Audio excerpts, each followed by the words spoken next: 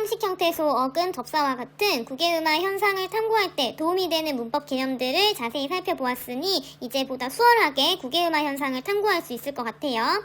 자, 구개음화 현상에서 유의할 점은 세 가지입니다. 하나, 둘, 세 가지 나와 있죠? 하나씩 살펴볼 건데요. 다른 것들을 공부하다 보니 혹시 까먹었을까봐. 구개음화는 디귿과 티읕이 이모음을 만났을 때 이 디귿과 티읕이 각각 지읒과 치읒으로 변하는 현상이었다. 기억나죠? 그런데 이거는 최대한 구개음화를 단순하게 설명한 것이고요. 이렇게 변화를 할 때에는 첫째, 둘째, 셋째와 같은 다양한 조건을 모두 충족해야 됩니다. 그래서 이 조건이 하나, 둘, 세 가지를 유의해야 돼요. 자, 유의할 점 첫 번째부터 들어가 보겠습니다. 첫째, 구개음화는 형태소와 형태소가 결합할 때만 나타납니다. 무슨 말이냐면 디귿, 티읕과 이가 만날 때 디귿, 티읕과 이의 관계가 형태소와 형태소의 결합 관계여야 한다는 거예요. 디귿, 티읕은 앞형태소일 거고요. 이는 뒤형태소여야 해요. 즉 디귿, 티읕과 이 사이에 형태소의 경계가 있어야만 구개음화가 일어날 수 있다라는 것이 첫 번째 유의점입니다. 무슨 의미인지 잘 모르겠죠? 첫째 유의점을 계속 읽어보겠습니다. 한 형태소 내에서는, 하나의 형태소 내부에서는 구개음화가 적용되지 않는다 라고 되어 있죠. 즉 형태소와 형태소가 결합할 때 형태소의 결합에서만 구개음화가 발생하고요. 하나의 형태소 내부에서는 구개음화가 안 일어난다 라는 의미입니다. 마디로 예시를 살펴볼게요. 자, 마디는 음운 분석을 하면 디귿 더하기 두 번째 음절이 디귿 더하기 2잖아요. 그쵸? 디귿 더하기 2면 이모음 앞에 왔으니까 이 디귿을 지읒으로 바꿔야 하는 거 아니야? 라고 생각할 수 있겠지만 우리가 마디를 실제 발음할 때 마지라고 발음하지 않고 그대로 디귿으로 발음하죠. 그 이유는 두 번째 음절의 마디의 두 번째 음절인 디가요. 디귿과 이가 만나는 그 과정이 형태소의 경계가 아니라 그냥 한 형태소 내부잖아요. 마디 자체가 하나의 형태소예요. 마와 디로 쪼갤 수 없으니까. 즉 마디라는 하나의 형태소 내부, 심지어 그 하나의 형태소 안에서도 하나의 음절 내부에서 디귿과 이가 만나고 있다면 이건 형태소 경계가 절대 아니죠. 형태소 경계의 디귿과 이가 아니기 때문에 구개음화가 일어나면 안 됩니다. 같은 이치로 잔디를 볼게요. 잔디 역시 좀 지우고 보면요. 잔디 자체가 하나의 형태소예요. 하나의 형태소 내부에서 지금 디귿과 이가 만나고 있죠. 하나의 형태소 내부에서 디귿과 이가 만날 때는 굳이 이 디귿을 지읒으로 구개음화 시킬 필요가 없습니다. 그 얘기를 첫 번째 유의점에서 하고 있는 거예요. 첫 번째 유의점을 예시 자료에 적용해 보겠습니다. 두 가지 예시 단어가 나오고 있죠. 자, 위에 있는 굿이 편하게 발음하면 굳이. 어떤 표현에서 쓰냐면 굳이 가야 하니, 굳이 먹다, 굳이 잔다 등과 같은 표현에서 우리가 흔히 쓰는 표현이고요. 이 단어를 형태소 분석해보면 이렇습니다. 굳다라는 어근과 이라는 접사로 이루어진 파생어가 굿이인데요. 굳다는 우리가 알고 있는 그 형용사 맞아요. 딱딱하게 굳다, 물렁하지 않은 의미를 가지고 있는 굳다라는 형용사가요.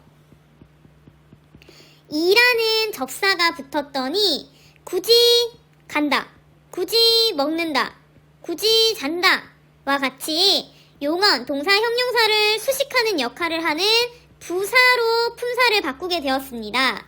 다시 정리하면 어근 굳다에 이라는 접사가 붙었더니 형용사 굳다가요. 이랑 합쳐져서 지금 굳이라는 부사가 되었어요. 굳이가 부사인 이유는 굳이라는 단어가 문장에서 하는 역할이 간다, 먹는다, 잔다와 같은 동사, 형용사를 수식하기 때문에 동사, 형용사를 수식하는 품사는 부사입니다. 그래서 굳이는 부사가 맞아요. 자, 그렇다면 이라는 접사의 역할은 우리가 공부한 대로 특정한 의미를 덧붙이는 접사가 아니라 문법적인 역할을 하는 접사이고 이때의 이는 형용사를 부사로 만들고 있네 부사가 아닌 품사를 부사로 만들고 있으니까 이러한 이는 부사, 파생, 전미사라고 이름 붙여줄 수 있겠습니다. 어떤 어근이 앞에 오든 간에, 어떤 품사를 가진 어근이 앞에 오든 간에 이라는 접사가 붙어버리면요, 그 접사가 붙는 순간 새로 만들어지는 말은 부사가 될 거예요. 이는 부사파생 전미사다. 복습한 거고요.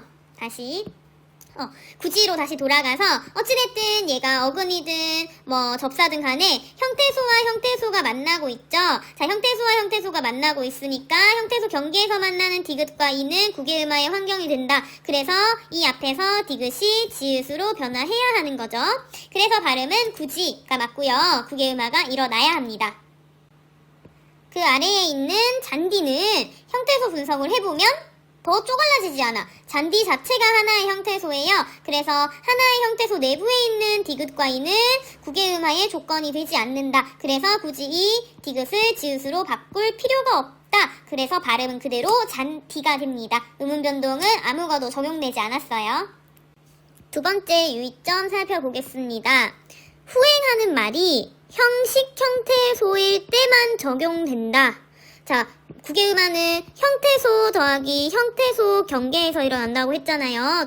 첫 번째 조건에서. 그런데 이때 후행하는 말, 뒤후고요. 행은 갈행, 올행이에요. 뒤에 오는 형태소라는 뜻입니다. 후행하는 말이란 두 개의 형태소가 결합될 때 일어나는 게 국외음화인데, 그때 뒤에 오는 형태소가 형식 형태소여야 한다라는 유의점을 알려주고 있어요.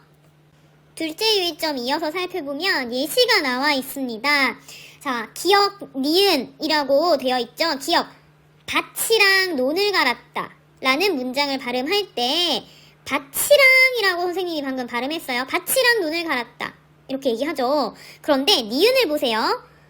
밭이랑에 양파를 심었다가 아니라 밭니랑에 양파를 심었다 이렇게 발음하거든요. 이상하지 않나요? 왜냐하면 지금 똑같이 문자 표기를 보면 밭 더하기 이랑입니다. 그 다음에 니은도 밭 더하기 이랑이에요. 하나도 다르지 않아요. 그런데 기역은 발음이 밭이랑이라고 선생님이 발음을 했고요. 니은은 발음할 때 밭니랑에 이렇게 발음을 한 거예요. 밭니랑에 양파를 심었다. 이 두 문장이 왜 다르게 발음되는지 한번 아래의 표를 통해서 살펴보도록 하겠습니다. 문제의 단어 밭 더하기 이랑을 분석해 보도록 하겠습니다. 먼저 기역 문장에서 등장하는 밭 더하기 이랑을 분석해 보면요, 이렇게 분석할 수 있거든요. 자, 밭 더하기 이랑, 형태소와 형태소의 결합인데요. 중요하게 봐야 하는 건 두 번째 형태소 제대로 봐야 되죠. 왜냐하면 둘째 유의점이 후행하는 말이 형식 형태소일 때만 국외음화 일어난다고 돼 있잖아요. 이때 이랑이 형식 형태소인지 확인해 볼 필요가 있습니다. 자, 밭, 이랑, 논을 갈았다 라고 할 때 이랑은요, 이때 이랑은 밭이라는, 밑에 적어서 설명을 좀 할게요. 밭이랑 논이라고 할 때 이랑은 밭이라는 명사랑요, 논이라는 명사의 지위를 문장에서 동등하게 접속시켜주는 역할을 해요. 이러한 역할을 하는 이랑을 접속 조사라고 합니다. 철수랑 영희 할 때 그 랑이랑도 똑같은 거예요. 철수랑 영희처럼 밭이랑 논 같은 지위로 밭과 논을 묶어주고 있죠. 이런 역할을 하는 품사를 접속조사라고 하고, 접속조사도 조사의 일부겠죠. 자, 조사는 형식 형태소일까요? 네. 아래에 보면 형식 형태소 역시 슬라이드 띄워놨죠. 형식 형태소는 조사, 접사, 어미, 조접, 어미다 라고 여러 번 했고, 조사도 역시 형식 형태소입니다. 자, 그렇다면 좀 지우고 추가 설명을 할게요. 자, 그렇다면 이 기역 문장에 있는 밭이랑 논을 갈았다 에서 이랑은 살펴봤더니 조사였고, 조사는 형식 형태소이더라. 그렇다면 충분히 형태소 경계이기도 하고 뒤에 오는 말이 형식 형태소이니까 티읕과 이가 만나고 있을 때 앞에 있는 티읕이 국외음화 일어나면 되는 거죠. 그래서 밭이랑이라고 발음하는 게 맞고, 밭 더하기 이랑이 밭이랑이라고 발음될 때는 국외음화가 적용된 경우입니다. 자, 그래서 기역처럼 뒷말이 형식 형태소일 때는 국외음화가 일어나는 환경이 된다라는 거 확인하였고요. 두 번째, 니은 문장을 살펴볼게요. 니은 문장을 읽어보면 밭니랑에 양파를 심었다 에서 니은 반니랑을 형태소 분석해보면요. 이렇게 나옵니다. 자, 밭 더하기 이랑인데요. 역시 형태소 분석 자체는 똑같아요. 형태소와 형태소인데 역시 후행하는 형태소 잘 살펴봐야겠죠. 이때 이랑은 조사도 아니고 어미도 아니고 접사도 아니에요. 즉 형식 형태소가 아니라 실질 형태소입니다. 이랑을 사전에서 찾아보면요. 접속조사라는 표제어도 나오지만 논이나 밭을 갈아 고를 타서 두둑하게 흙을 쌓아 만든 곳이라는 의미도 나와요. 실질적인 어휘적 의미도 가지고 있다는 건데 우리 씨를 뿌릴 때 밭논에 이렇게 흙을 골라놓고 씨를 뿌리기 위해서 흙을 골라놓는 그러한 장소를 이랑이라고 해요. 자, 그러면 이랑은 실질적인 어휘적 의미를 가지고 있는 거니까 형식 형태소가 아니라 실질 형태소가 후행하는 말에 온 거네요. 아무리 형태소 경계이더라도 그 형태소 경계에서 티읕과 이가 만나더라도 후행하는 말이 실질 형태소라면 구개음화 일어나면 안 되는 거예요. 자, 그러면 구개음화는 일어날 수 없어. 하지만 니은과 같은 경우에 구개음화 말고 우리가 배운 음운변동 일어날 수 있는 거 있거든요. 뭘까요? 네, 우리가 배운 것 중에 음절의 종성이 자음으로 끝나면 그 자음이 가느다란 물방울인지 살펴보고 지금은 티읕이니까 가느다란 물방울이 아니죠. 그래서 그 중에 하나인 디귿으로 변화시켜주면 돼요. 이러한 음운 변동을 우리는 음절의 끝소리 규칙이라고 배웠습니다. 음절의 끝소리 규칙 적용시키며 밭이랑이 돼요. 여전히 최종 발음인 밭니랑은 만들어지지 않았네요. 그런데 이 밭이랑이라는 과정 이후에는 밭니랑이라고 해서 니은 소리가 첨가되게 되는데 이러한 현상을 니은 첨가라고 해요. 그런데 이 니은 첨가는 지금 고등학교 1학년 수준에서는 좀 어려운 음운 변동이어서 시험 공부할 때는 이해하지 않아도 괜찮습니다. 니은 첨가는 시험 범위에 넣진 않았어요. 어찌됐든 밭니랑이라는 음끝규, 음절의 끝소리 규칙 적용 이후에 니은 첨가라는 좀 어렵지만 새로운 현상이 일어나서 밭니랑이라는 발음이 도출되게 되고, 자, 그러면 밭니랑이라는 발음 이후에 최종 발음인 밭니랑이 왜 일어나냐면요. 이건 우리가 배운 거예요. 자, 니은이 첨가되니까 그 니은의 영향을 받아서 앞에 있는 디귿이요. 니은으로 변화하고 있죠. 니은 때문에 앞에 있는 디귿이 이 니은으로 모습을 변화시키는 현상 배웠습니다. 이거는 비음화 현상이었어요. 필기가 좀 지저분해져서 지우고 설명을 좀 마무리해 보겠습니다.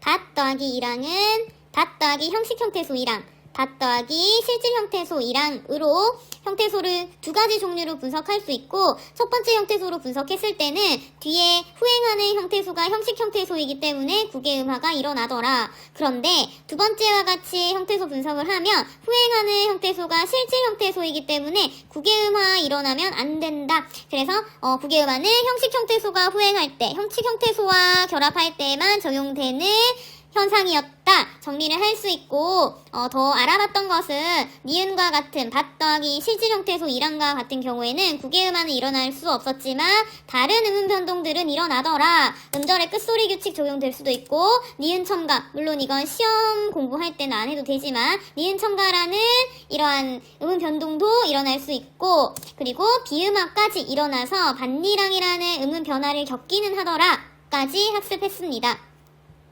드디어 마지막 유의점입니다. 세 번째 유의점 살펴볼게요. 구개음화는 선행하는 말의 끝자음이 디귿이고 후행하는 말이 형식 형태소이면서 희인 경우에 대해서 얘기하고 있는데 무언가 좀 이상합니다. 뭐가 이상하냐면 형태소 더하기 형태소 경계에서 일어나는 것이 구개음화였다. 그런데 경계되는 형태소 앞 형태소의 끝 자음은 디귿이나 티읕이어야 하고 뒤의 형태소는 이로 시작하면서 형식 형태소다 라는 것이 기본 조건, 지금까지의 조건이었죠. 그런데 이 세 번째에서 이야기하고 있는 걸 다시 한번 찬찬히 짚어보면 선행하는 말의 끝자음이 디귿이고 라고 했으니까 앞에 오는 형태소의 조건이 디귿, 티읕 중에서 디귿에 지금 해당하는 유의점이고요. 그 다음에 후행하는 말이 형식 형태소일 때 여기까지는 오케이. 근데 희일 경우래요. 희. 이로 시작하는 게 아니라 이게 희가 올 때래요. 자, 희가 오면 디귿과 이가 만나는 게 아니라 다시 표시를 하면 디귿과 이가 만나는 게 아니라 디귿과 히읗이 만나게 되죠. 이 경우에는 국외음화가 일어날 수 없습니다. 당장은 일어날 수 없어요. 국외음화가 일어날 수 없으면 다른 음운 변동은 일어날 수도 있죠. 디귿과 히읗이 만나면 어떤 음운 변동을 일으켜요? 거센 소리 대기 일어납니다. 거센 소리 대기, 즉 디귿 더하기 히읗은 티읕으로 거센 소리 대기 일어나죠. 거센 소리 대기가 일어나면 그 이후에 국외음화를 적용할 수 있게 되거든요. 무슨 말인지 어렵죠? 아래에 그 내용이 나와 있습니다.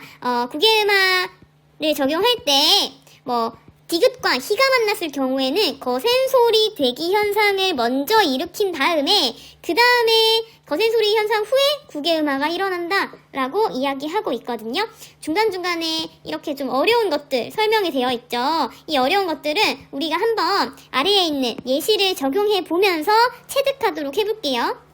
세 번째 예시 살피겠습니다. 앞말이 디귿으로 끝나고 뒷말이 형식 형태소이면서 히라는 형태가 결합할 때는 거센 소리 대기가 먼저 발생하고 적용된다. 뭐가요? 국외음화가 추후에 적용된다 라는 유의점이네요. 묻히다 라는 단어를 가지고 한번 살펴볼게요. 묻히다 라는 단어는 묻다라는 단어에서 만들어진 새로운 말이에요. 묻다는 타임캡슐을 묻다. 내가 의지를 가지고 내가 주체적으로 행위를 하는 거니까 능동사고요. 그런데 묻다가 묻히다가 되는 순간 묻는 행위를 당하는 거, 즉 피동사가 돼요.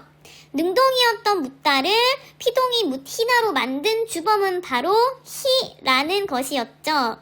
새로운 말을 만들 때 논해야 하는 건 어근과 접사였고 히는 바로 문법적 역할을 하는 접사였습니다. 능동을 피동으로 만들어주는 피동전미사였는데요.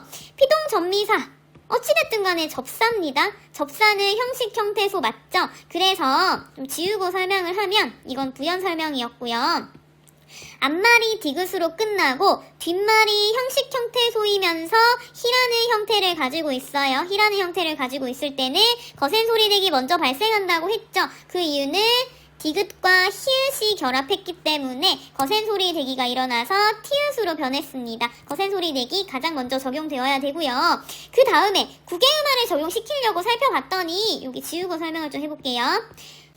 티읕과 이가 만나기는 하는데 이게 한 음절 내부에서 경계가 일어나는 것 같아서 형태소와 형태소의 결합, 형태소와 형태소의 경계가 맞나? 라는 의구심이 자꾸 들죠? 그래서 이거 진짜 국외음화 시켜야 되는 건가? 의문이 들 텐데요. 이렇게 선생님이 설명을 하면 마음이 좀 편할 겁니다. 묻히다 라는 발음이 묻히다라는 거센 소리 대기 현상을 겪을 때 중간에 생략되어 있는, 위에 표에는 생략되어 있는 과정이 하나 있어요. 묻이다인데요. 무슨 말이냐면 티읕과 히읗이 축약되어서 거센 소리 대기 현상이 일어나서 티읕으로 변할 때 앞에 종성에서 티읕으로 축약되어 있다가 연음된 거예요. 연음현상, 뒷말이 모음으로 시작하고 형식 형태 소면 연음될 수 있죠? 음끝규가 아니라 연음되어야 되죠? 그래서 연음된 겁니다. 자, 연음은 의문현상이에요? 아니에요? 아니죠? 연음은 의문현상 아니에요? 그러면 묻히다가 거센 소리 대기를 겪은 본질은 이 형태에 있어요. 연음현상이 일어나서 연음현상의 결과로 지금 티읕이 이렇게 올라와 있을 뿐 연음현상은 음운 변동이 아니니까 거센 소리 대기, 묻히다가 거센 소리 대기를 겪었을 때의 연음현상 전 본질은 여기 네모, 핑크색 네모칸이 본질입니다. 그렇다면 보다 마음 편하게 국외음화 적용시킬 수 있겠죠. 이러한 형태라면 티읕으로 끝났고 이로 시작하는 모음이 만나는데 그것이 형태소의 경계가 확실합니다. 그래서 뒷말이 이로 시작하는 히의 잔재잖아요. 이게 히라는 피동 전미사에서 히읗이 사라진 히의 잔재니까 이것은 형식 형태소가 맞아요. 뒷말이 형식 형태소이고 이로 시작하면서 앞말은 티읕으로 끝나고 있기 때문에 이 티읕을 치읕으로 변화시키는 국외음화 현상 이렇게 일어날 수 있는 거예요. 일어나야 합니다. 자, 그렇게 세 번째 유의점까지 정리를 마쳤어요. 국외음악 학습 내용이 상당히 많았습니다. 고생 많으셨고요. 교과서 134쪽에 해돋이라는 표기로 국외음악 최종 마무리 해보도록 하겠습니다. 해돋이는요, 우리가 발음할 때 해돋이라고 발음하죠. 그 이유는 해돋이를 형태로 분석을 하면 해가 돋다라는 동사에 이라는 접사가 붙어서 만들어진 새로운 말이에요. 돋다는 동사인데 이라는 말이 붙음으로써 도지라는 명사가 만들어져요. 그래서 이때의 이도요, 명사 파생, 개와 같이, 지우개의 개와 같이 명사를 파생시키는 명사 파생 전미사입니다. 자, 어찌됐든 간에 이는 접사네요. 즉 형식 형태 소네요. 뒷말이 형식 형태 소고 그 의문의 결합이 디귿과 이이기 때문에 이 모음 앞에서 앞 형태 소의 디귿은 지읒으로 변할 수 있는 거죠. 그래서 변동 내용 빈칸 채워 넣어보면 모음 이 앞에서, 이때 모음 이는 형식 형태 소의 모음이어야 하죠. 모음 이 앞에서 디귿이 지읒으로 발음되고 있습니다. 이러한 현상을 국외음화라고 했어요. 국외음화 수업 여기서 마치겠습니다. 된소리되기 학습해 보겠습니다. 된소리되기란 그드브스즈와 같은 예사소리가, 된소리 아니죠. 예사소리가 끄뜨뿌스즈와 같은 된소리로 소리가 변하는 현상. 그래서 이 음운 현상의 이름이 된소리가 된다, 된소리되기라고 하고요. 어떤 환경에서 예사소리가 된소리로 발음이 변경되냐면 일정한 환경이라고 나와 있죠. 세 가지 환경이 있습니다. 교과서에서 두 번째 줄에 나와 있는 하나, 그리고 둘, 셋, 요렇게 세 가지 환경에서 예사소리가 된소리 되기로 변화하게 되는데, 구체적인 음운 환경 세 가지에 대해서는요, 우리가 학습지에서 좀 더 자세하게 살펴보고요. 교과서 본문에서는 위에 나와 있는 예시 문장을 들으면서 이런 것이 된소리 되기구나 한번 이해해보면 되겠습니다. 먼저 들어볼게요. 요새 힘들지? 그래도 독서 많이 하면서 꿈을 품고 노력하기로 하자. 네, 선생님. 더 발전하기 위해서. 독서, 품고, 발전 세 가지 단어를 살펴보면요. 기역과 시옷이 만났더니 뒤에 있는 시옷이 쌍시옷, 즉 된소리로 발음이 변화하고 있는 것 확인할 수 있습니다. 품고 마찬가지인데요. 미음과 기역이 만났더니 뒤에 있는 기역이 쌍기역으로, 발전, 리을과 지읒이 만났더니 예사소리인 지읒이 된소리 쌍지읒으로 변하고 있죠. 왜 시옷이 쌍시옷이 됐고, 왜 기역이 끝소리가 됐고, 왜 지읒소리가 쯔소리로 변했는지 그 이유는 일정한 환경, 본문에 나와 있는 이 일정한 환경을 충족했기 때문에 된소리 되기가 일어났을 겁니다. 구체적인 된소리 되기 조건 하나, 둘, 세 가지 알아보기 위해서 학습지로 넘어가 볼게요. 학습지 9쪽입니다. 그드브스즈와 같은 된소리가 아닌 음운이 특정 환경에서 된소리인 끄뜨뿌스즈로 변화되어서 발음되는 현상, 된소리 되기였고요. 이 일정한 환경 1, 2, 3 세 가지 있었죠? 세 가지를 아래에 있는 표로 확인해 보도록 할게요. 첫 번째 음운 환경 살펴볼게요. 첫 번째 음운 환경은 앞에 오는 말, 선행, 먼저 선이에요. 앞에 오는 말이 그드브 소리라면 뒤에 오는 말이 그드브스즈와 같은 예사 소리일 때, 앞에 오는 말이 그드브라면 뒤에 오는 말이 이런 소리가 올 때는 예외 없이 언제나 100% 이런 소리들이 끄뜨뿌스즈로 각각 변화하게 됩니다. 다시 이야기를 하면요. 그 소리 뒤에 이것들 중 아무거나 뭐가 오든 간에 그 소리 뒤에 기역이 오면 쌍기역으로 변할 거고, 그 소리 뒤에 디귿이 오면 쌍디귿으로 변하고요. 그 소리 뒤에 비읍이 오면 쌍비읍, 이런 식으로 앞에 오는 말이 그드브 중 하나이면 뒤에 오는 예사소리는 100% 예외 없이 언제나 된소리 되기 현상이 일어나게 됩니다. 확인을 해볼게요. 기역 뒤에 비읍이 왔어요. 기역이 선행하면 뒤에 오는 예사소리든 뭐가 오든 간에 된소리 되기로 변화해야 되죠. 자, 두 번째, 디귿. 선행하는 말이 디귿이 올 때도 마찬가지입니다. 디귿 뒤에 예사소리가 위치하면요, 후행하는 예사소리는 100% 된소리 되기 현상이 일어나면 돼요. 마지막, 선행하는 음운 환경 중 비읍도 있었죠. 자, 비읍이 앞말로 오고 뒷말이 예사소리니 기역이 왔을 때 이 기역은 된소리 되기 100% 일어납니다. 그래서 첫 번째 음운 환경은요, 그드브 소리 뒤에서는 예사소리가 예외 없이 언제나 된소리 되기로 변화하더라 라는 내용이었어요.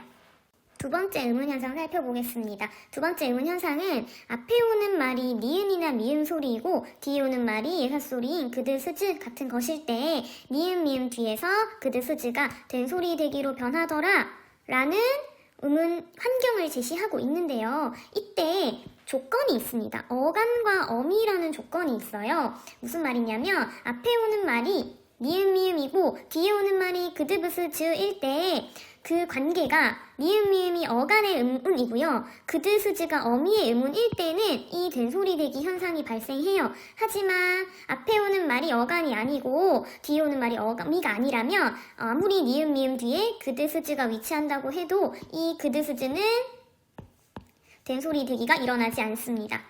정리하면요.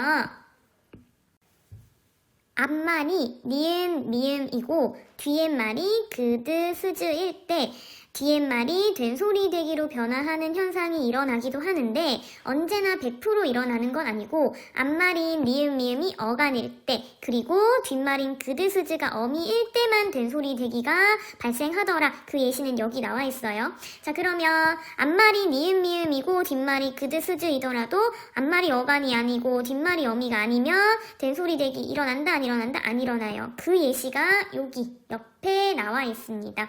확인을 해보기 전에요. 우리는 어간과 어미라는 개념 기억하고 있나요? 음절의 끝소리 규칙할 때 한번 설명하긴 했습니다. 그런데 혹시 아직도 제대로 이해를 못하고 있는 친구가 있을까봐 학습지 아래쪽 된소리 대기 추가 학습 내용으로 준비를 해놨거든요. 그거 먼저 잠시 보고 올게요. 용언의 활용과 관련된 학습인데 복습이라서 간단하게 넘어가겠습니다. 용언이라는 말은 동사라는 품사와 형용사라는 품사를 같이 가리킬 때 사용하는 문법 용어이다. 자, 활용이라는 것은 이 용언, 동사, 형용사와 같은 용언이 다양한 모습으로 모양을 변화시켜요. 예를 들어서 먹다라는 동사는 먹다, 먹고, 먹으니, 먹으면, 먹니 와 같이 다양한 꼬리를 가진다고 했죠. 이렇게 다양한 모습으로 변화하는 이 현상 자체를 우리는 활용이라고 한다고 했습니다. 그래서 활용을 할 때 고정되어 있는 부분은 뭐라고요? 간이요. 고정되지 않은 부분은 미라고 했어요. 그래서 이 활용 설명 옆에도 나와 있습니다. 형태가 고정되어 있는 부분 간이라고 하고요. 형태가 변하는 부분은 미입니다. 그래서 결국 활용한다 라는 것은 어간, 고정되어 있는 어간에 다양한 어미들이 결합하는 것, 다양한 어미들이 결합한다는 말은 모습을 변화시키는 거죠. 그래서 다양한 어미들이 결합하면서 꼴이 변하는 것, 그 현상을 가리켜서 활용한다 라고 이야기해요. 예시를 살펴볼게요. 날아가다랑 날아간다랑 예쁘다가 나와 있습니다. 날아간다는 동사이고요. 예쁘다는 형용사예요. 동사와 형용사는 용언이니까 문장에서 모습을 바꿀 수 있겠다. 즉 활용을 할 수 있겠다 라는 거 이제 알아야 해요. 자, 동사 날아간다 먼저 보겠습니다. 날아간다라는 동사를 문장에서 활용시켜 볼게요. 날아가고, 날아가서, 날아가는, 날아갈 등등으로 활용시킬 수 있는데 고정된 부분 어디까지냐면요. 날아가까지예요. 그쵸? 이 니은이 뭔지 날아간다 해서 니은이 뭔지 헷갈려서 날아간까지가 어간이 아닐까라고 생각할 수 있겠지만 활용을 시켜보면 고정된 부분 계속 아무리 모습을 변화시켜도 변화되지 않고 고정되어 있는 부분이 눈에 들어옵니다. 날아가까지가 어간이 돼요. 날아가가 어간이고요. 나머지 부분 모습이 변한 부분들 니은 다, 고, 서, 는, 리을 같은 것들은 어미예요. 그쵸? 날아가가 어간이고요. 날아가를 제외한 꼬리를 변한 부분이 어미가 되겠습니다. 두 번째, 예쁘다로 살펴볼게요. 예쁘다. 활용된 거 적어보면 예쁘고, 예뻐서, 예쁜, 예쁠 적어보았는데 아까와 달리 문제점이 좀 있어요. 예쁘가 아무리 봐도 어간인 것 같긴 한데 다른 예시들에서는 예쁘까지 찾을 수 있고 나머지 부분 이거 어미인 것 같아요. 니은, 리을 이렇게 어미인 것 같은데 문제는 예뻐서죠. 예뻐서를 형태소 분석을 해보면 예쁘다의 어간 예쁘랑요. 어서라는 어미가 붙어서 만들어진 말입니다. 예뻐서는 예쁘다의 어간 예쁘와 어서라는 어미가 붙어서 만들어진 것인데 이 예쁘라는 어간이요, 예뻐서라는 예쁘와 어서가 만나서 만들어진 활용형에서는 찾기가 어렵죠. 예쁘라는 이 형태를 찾기 어렵잖아요. 그 이유는요, 어간 예쁘와 어미 어서가 결합을 할 때 어떤 문제점이 발생하냐면 어간의 끝말이 으고요, 어미의 시작 음운이 어입니다. 그래서 으와 어가 만나고 있어요. 으는 단모음이고요. 어도 입모양이 변하지 않는 단모음이죠. 단모음과 단모음이 충돌하면 우리는 불편해요. 어를 발음하기가 언제나 불편하다는 게 아니라 활용을 할 때, 용언이 활용을 할 때 어간의 끝말이 단모음이고 어미의 첫말이 단모음이어서 어미와 어간과 어미 관계에서 단모음과 단모음이 만나면 우리는 발음하기가 불편합니다. 그래서 이럴 때 일어나는 현상이 두 단모음 중에 하나를 없애버려요.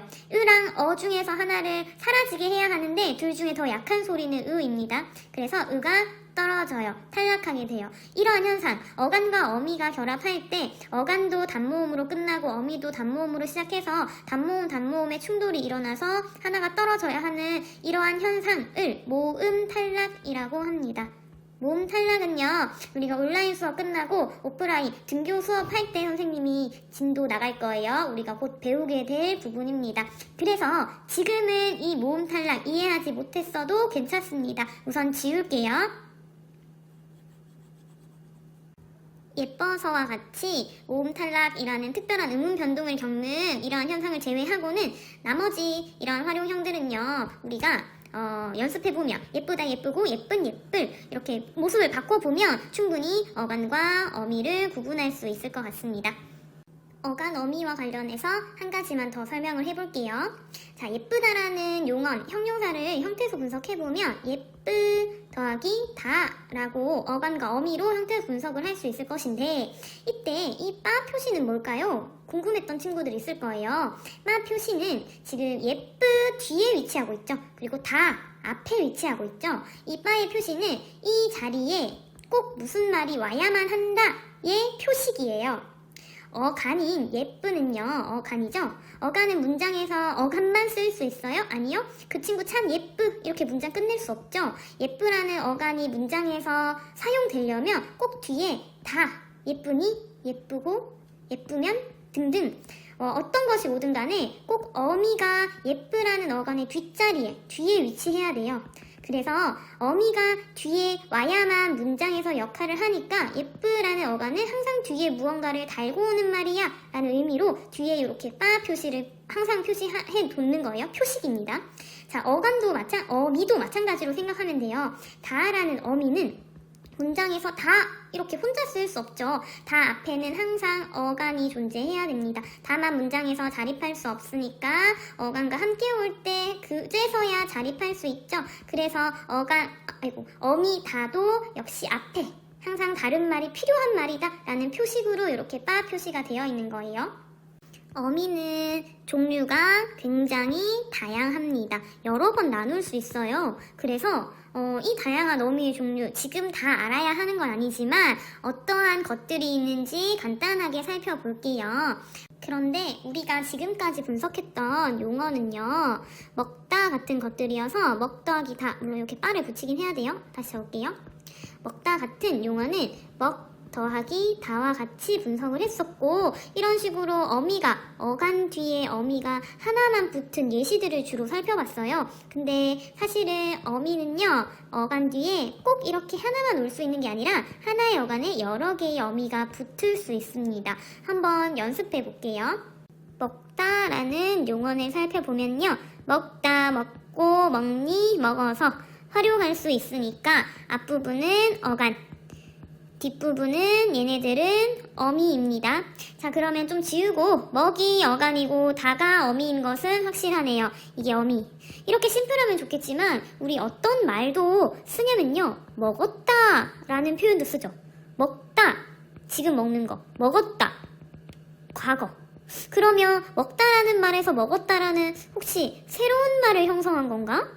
라고 생각할 수 있을 겁니다. 이런 거 어디서 배웠냐면요, 먹다라는 말에서 히라는 접사를 붙였더니, 즉 먹다 먹다였는데 먹다에 히라는 접사를 붙였더니 먹히다라는 말이 나왔고, 이 원래의 먹다는 능동사였는데 먹히다가 피동사가 되었으니까 이 접사는 피동접사.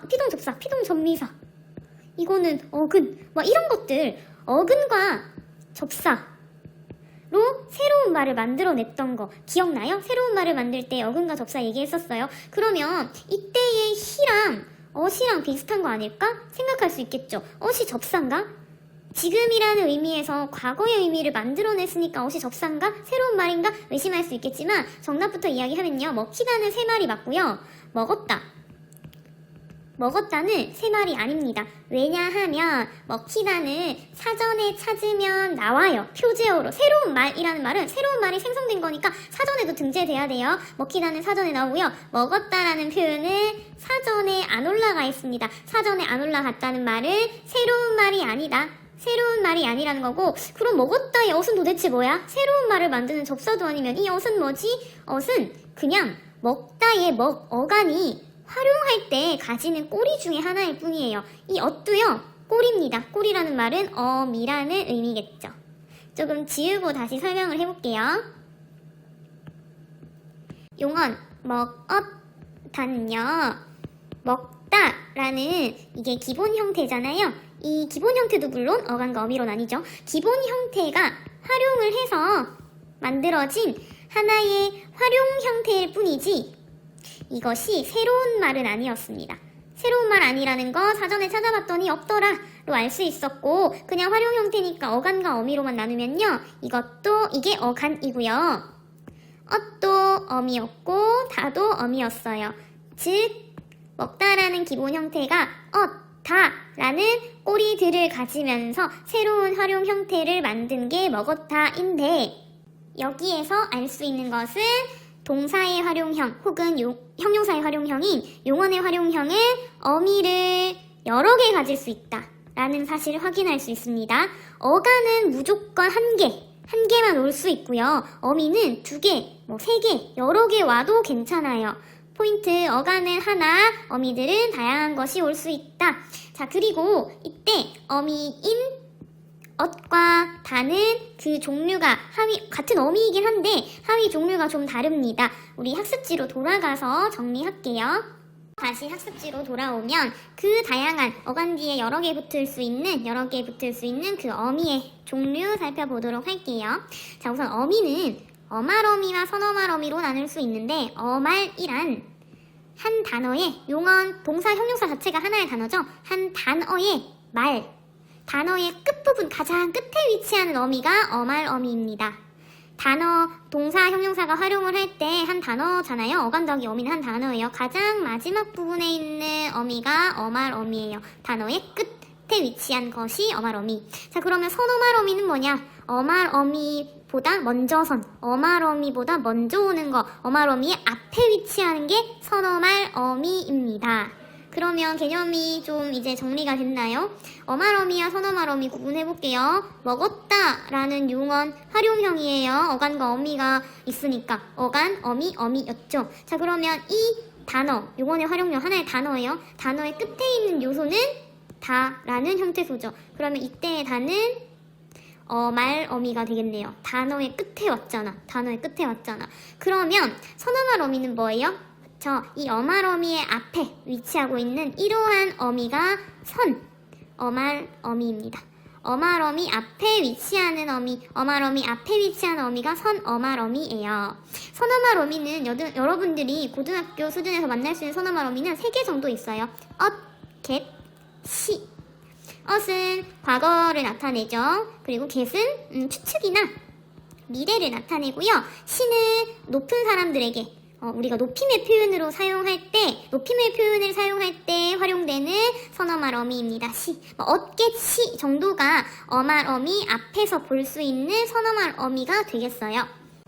선어말어미는 그렇게 정리를 하고요. 어말어미는 다시 한번 종결어미와 비종결어미로 나뉩니다. 두 어미의 종류를 구분하는 방법, 까만 슬라이드로 설명을 한번 해보겠습니다. 어미는 선어말어미, 어말어미로 나눌 수 있고, 선어말어미는 겟, 시 이런 특이한 아이들이었죠. 어말어미 앞에 위치하는, 먼저선 앞에 위치하는. 어말어미는 단어의 마지막 부분에 위치하는 어미가 어말어미였습니다. 이 어말어미를 종결어미와 비종결어미로 한 번 더 분류할 수 있다라는 것인데요. 이 종결어미와 비종결어미가 무엇인지 문장을 적어보고 설명을 해볼게요. 밥 먹니? 이런 문장이 있다고 생각해 보시고요. 밥 먹고 수영장에 가자. 이런 문장도 있다고 생각해 봅시다. 자, 우선 단어를 한번 생각해 볼게요. 단어 단위를 쪼갈라 볼게요. 형태소 단위가 아닌 단어 단위요. 이거 단어고요. 단어예요. 단어는 자립할 수 있는 최소 단위라고 했죠. 자, 단어고요. 단어고요. 단어예요. 단어예요. 단어입니다. 이 밥은 명사, 먹니는 동사예요. 지금 먹니는 모습을 바꾼 건데 이것도 먹다처럼 동사로 볼 수 있나? 라고 생각하는 친구가 있을 수도 있겠지만 동사, 형용사가 활용을 하더라도 동사입니다. 꼬리를 바꾸더라도 품사는 변하지 않아요. 자, 그 밑에 문장 밥 명사고요. 먹고도 역시 동사. 수영장 명사고요. 애는 조사예요. 조사는 사실 문장에서 자립적으로 쓸 수 없어서 단어의 개념에는 부합하지 않지만 단어로 봐야 하는 특이한 경우였다 이야기했던 거 기억하고 있으면 좋겠습니다. 어찌됐든 조사라는 품사고요. 애도 그래서 단어예요. 가자 동사입니다. 왜 지금 품사를 나누었냐면 동사로 되어 있는 이 단어들을 한 번 더 분석해 볼 필요가 있기 때문이에요. 왜냐하면 용언인 동사와 형용사는 무조건 활용을 한다. 활용을 한다는 말은 어간이라는 형태소와 어미라는 형태소로 나눌 수 있죠. 자, 그래서 먹니라는 형태소부터 나눠볼게요. 먹니라는 단어부터 나눠보면 동사입니다. 먹다가 활용한 거라서 먹이 고정된 부분, 그쵸? 니가 고정되지 않고 언제든 바뀔 수 있는 어미 부분이에요. 먹고도 마찬가지. 이게 어간, 이게 어미겠죠. 가자를 보면요. 가다라는 기본형에서 가자라는 자라는 어미를 가져서 활용하고 있는 동사의 활용형이고 이렇게 가를 어간, 자를 어미로 볼 수 있겠습니다. 그런데 지금 이 슬라이드에서 설명하고 있는 것은 어미였죠. 자, 이 먹니에서 니는 먹니라는 단어의 마지막에 오는 어미죠. 어말어미가 맞아요. 단어의 말이라는 것은 한자어로 끝말. 그래서 단어의 끝에 오는 거.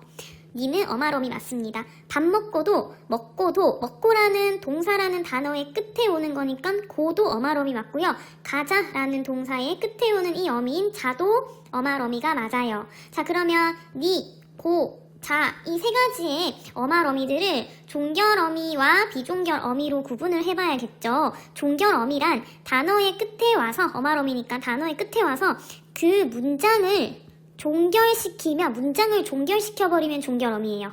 반면에 비종결어미는 단어의 끝에 위치하고 있어서 어말어미이기는 하지만 어말어미 중에서 문장을 종결시키지는 못하는 거, 문장 종결은 못 시키는 거, 그게 비종결어미입니다. 그러면 먹니의 니는요 어말어미인데 먹니 하는 순간 문장이 끝났어요. 얘는 종결어미인 거예요. 자, 밥 먹고의 고를 보면 단어의 끝에 온 어말어미인데 밥 먹고라고 한 이후에 문장이 끝나고 있지 않죠. 문장을 끝내지 못해서 고는 비종결어미예요.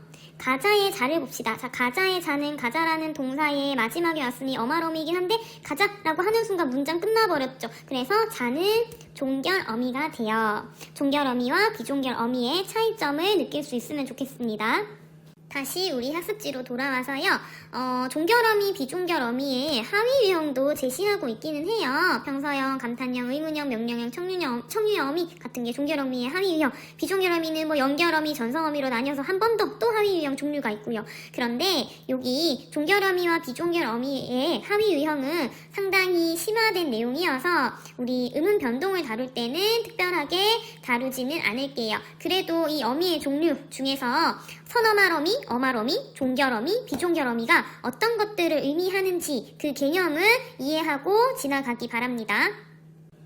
어미의 종류 그 아래에 특징을 보면요. 두 번째 점에 헷갈리는 말이 나와 있어요. 어근과 접사를 구분할 때 어미는 고려하지 않아도 된다. 즉, 어미는 어근 접사에 해당하지 않는다. 뭐 이런 어려운 얘기가 나와 있습니다. 이 특징이 왜 적혀 있냐면요.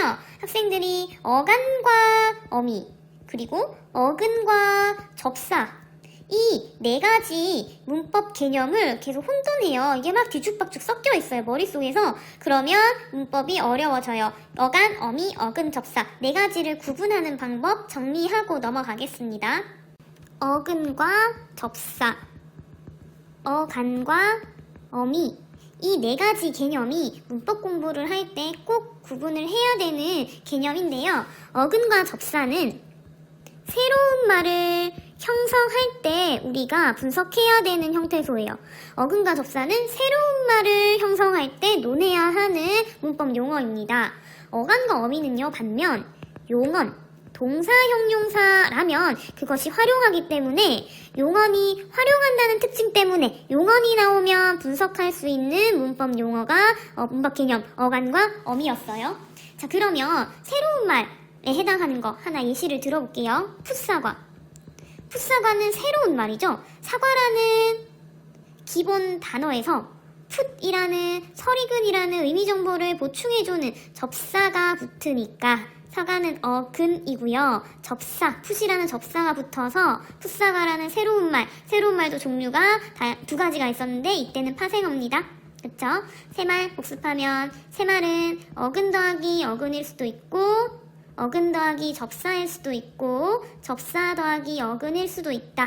어근으로만 이루어진 건 합성어라고 했고요. 접사와 어근이 순서는 상관없어요. 접사와 어근이 만나면 파생어라고 했습니다. 어찌됐든 간에 풋사과는 새로운 말이에요. 새 말이 만들어진 거야. 그래서 사과라는 어근, 그리고 더 의미의 중심이 되는 어근, 거기다가 의미를 중심은 아니지만 좀 보충해주는 접사까지 해서 파생어, 어근 접사는 이런 겁니다.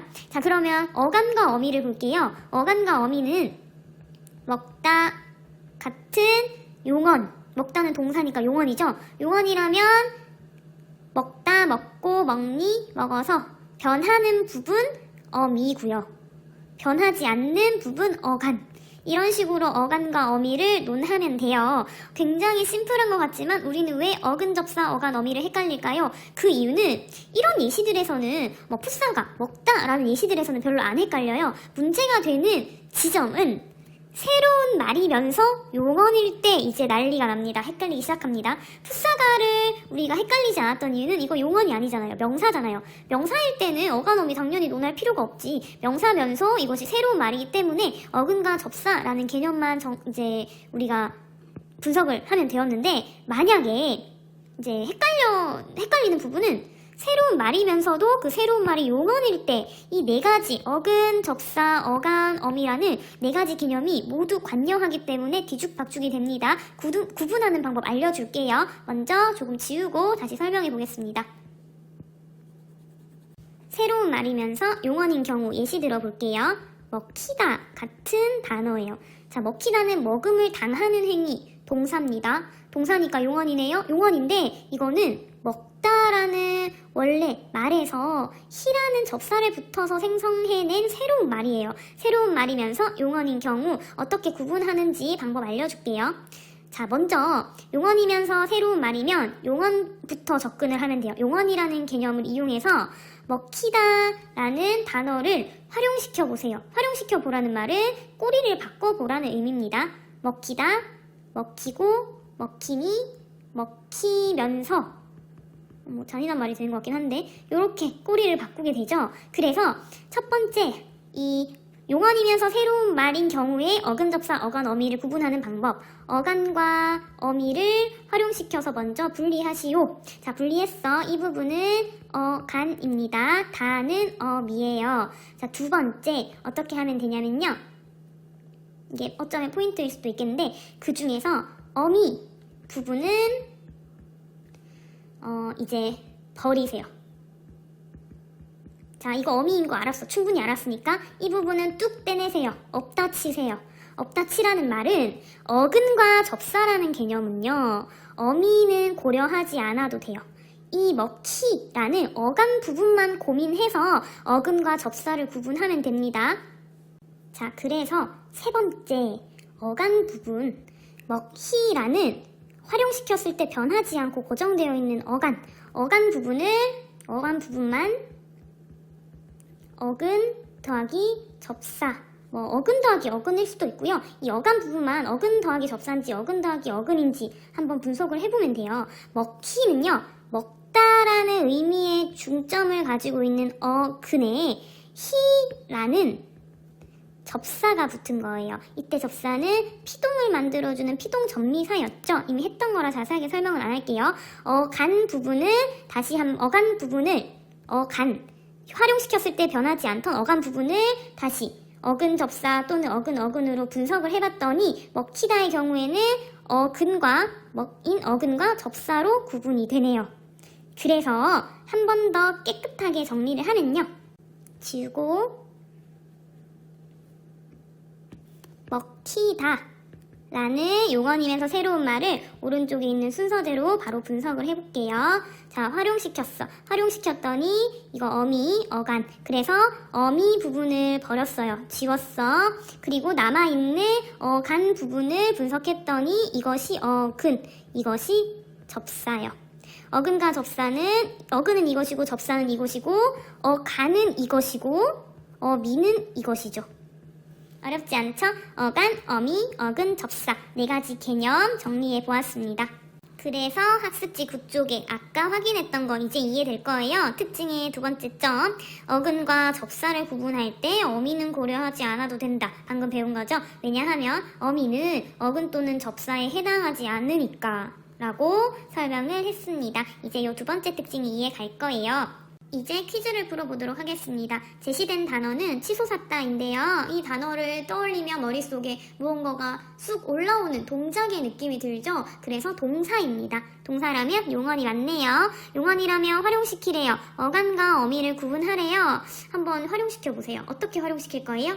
치솟았다, 치솟았고, 치솟았으니 이렇게 활용시키는 친구 혹시 있을 것 같기는 한데 이렇게 시키면 안 되고요. 왜냐하면 이 부분은 우리 선어말 어미 시 이렇게 3가지가 있다고 했죠.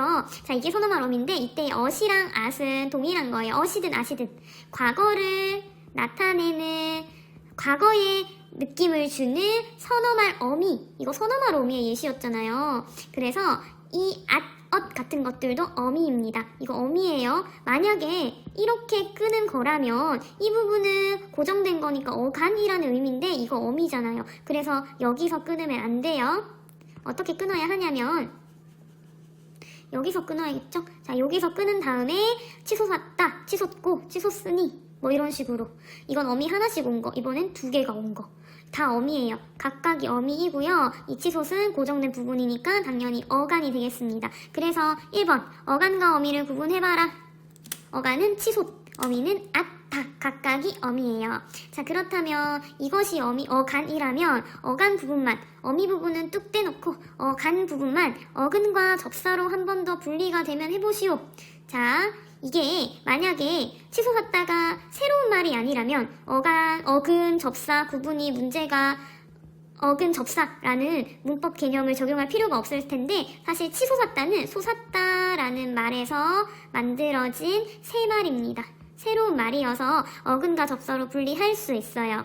치솟았다에서 어간인 치솟을 한 번 더 분석해보면 솟다라는 의미의 중점에 강력하게 정도의 추가적인 의미를 부여해줘요. 그래서 이 부분은 어근, 이 부분은 접사라고 우리가 최종 확인할 수 있겠습니다. 그래서 이번 퀴즈에 적어보면요. 어근은 솟 부분이고요. 의미의 중점이 되는 게 어근이었죠. 중점은 아니지만 특정한 의미를 더해주는 거 접사라고 했어요. 부분은 접사. 좀 더럽게 적었는데 지우고 깨끗하게 PPT 슬라이드로 표시를 하면 치솟았다의 경우에 치솟이 변하지 않는, 용언을 활용해서 변하지 않는 어간, 각각이 어미이고요. 이때 한 단어의 마지막에 오는 어미, 어말어미, 그 어말어미 앞에 위치하는 선어말어미까지 개념 정리했습니다. 자, 그 다음에 어간 부분을 다시 한번 어근과 접사로 구분할 수 있었어. 이 단어는 솟이라는 의미의 중점에서 치라는 말이 의미를 보강하면서 치솟이라는 새로운 말을, 새 말을 형성하고 있는 경우였어요. 멀리 돌아왔지만 우리 된소리대기 공부하고 있었습니다. 두 번째 의문 환경 보다가 선행하는 말이 여간이고 후행하는 말이 어미일 때만 이 환경에서 된소리대기가 적용된다 이야기를 하다가 어간과 어미 살펴봤던 거고요.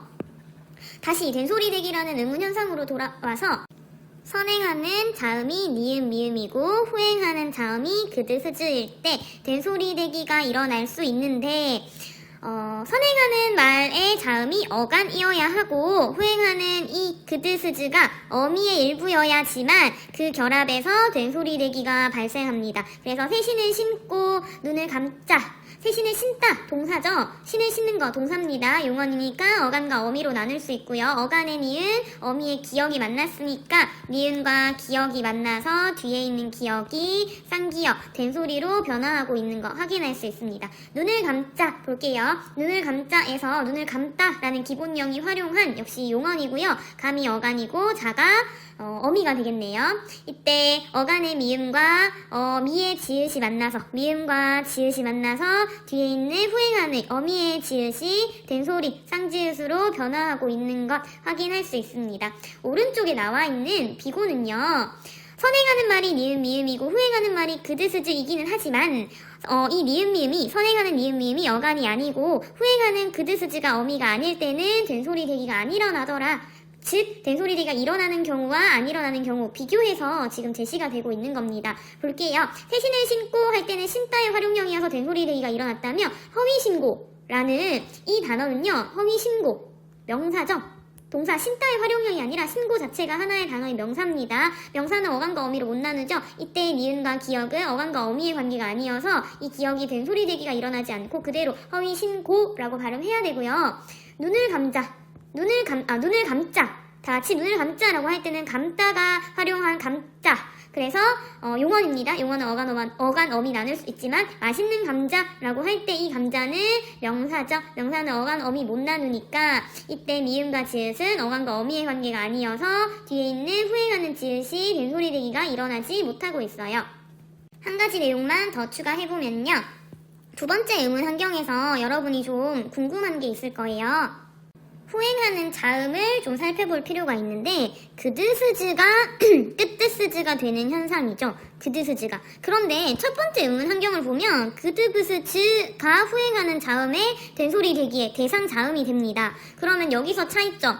부가 첫 번째 의문 환경에서는 부가 쌍비읍이 되는 것도 있는데 두 번째 의문 환경에서는 부가 쌍비읍이 되는 이 경우는 아예 제시가 되어 있지 않죠. 그러면 궁금할 거 아니에요. 이 비읍이 어미인 비읍이 왔을 때 쌍비읍으로 되나?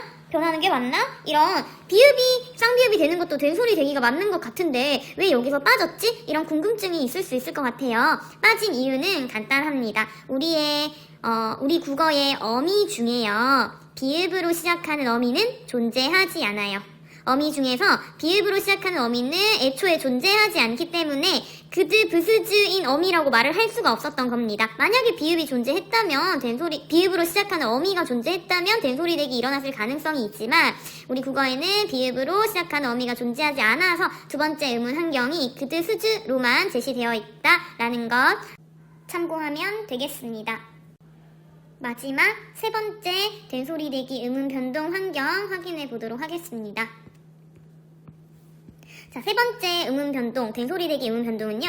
한자어와 한자어의 결합에서 발생하는 된소리가 아닌 소리가 된소리로 되는 현상인데요. 이때 앞에 오는 자음은 리을이고요. 리을이라는 한자어 자음이 왔을 때 뒤에 오는 자음이 드스즈라면 뜨스즈로 된소리 대기가 일어납니다. 예를 들어 앞말이 이거 발달, 질서, 실전 모두 한자어 어휘이고요. 리을이 다 앞자음으로 오고 있고 그 뒤에 드스즈와 같은 한자어 자음이 위치하게 되면 리을 뒤에서 드스즈는 모두 뜨스즈 된소리로 변화하고 있는 것 확인할 수 있죠. 그런데 드스즈 이 외에도 예사소리 있잖아요. 기역과 비읍도 예사소리죠. 기역과 비읍이라는 예사소리는 드스즈와는 달리 리을 뒤에 오더라도 한자어의 결합에서 리을 뒤에 위치하더라도 이것이 뜨로 변화하지 않습니다. 좀 특이하죠? 한자어의 경우에는 리을 뒤에서 예사소리가 된소리 대기가 일어나긴 하는데 모든 예사소리가 아니라 드스지만 해당되고 기역, 비읍과 같은 예사소리는 끝부로 뿌과 같이 된소리로 변화하지 않더라 라는 특이점이 있어요. 그 기역과 비읍이 리을 뒤에서 된소리화 되지 않는 예시가 비고 오른쪽에 나와 있습니다. 확인해 볼게요. 신기, 활보 모두 한자어이고요. 역시 앞에 자음이 리을이 위치했고 뒤에 기역과 비읍이 왔을 때는요. 실기라고 하지 않죠. 실기, 된소리 대기 안 일어나요. 활보라고 하지 않고 활보라고 하죠. 기역과 비읍이 후행하는 한자어 자음으로 올 때에는 된소리 대기가 안 일어나더라 까지 모든 된소리 대기, 음운, 함경 하나, 둘, 세 가지 학습했습니다.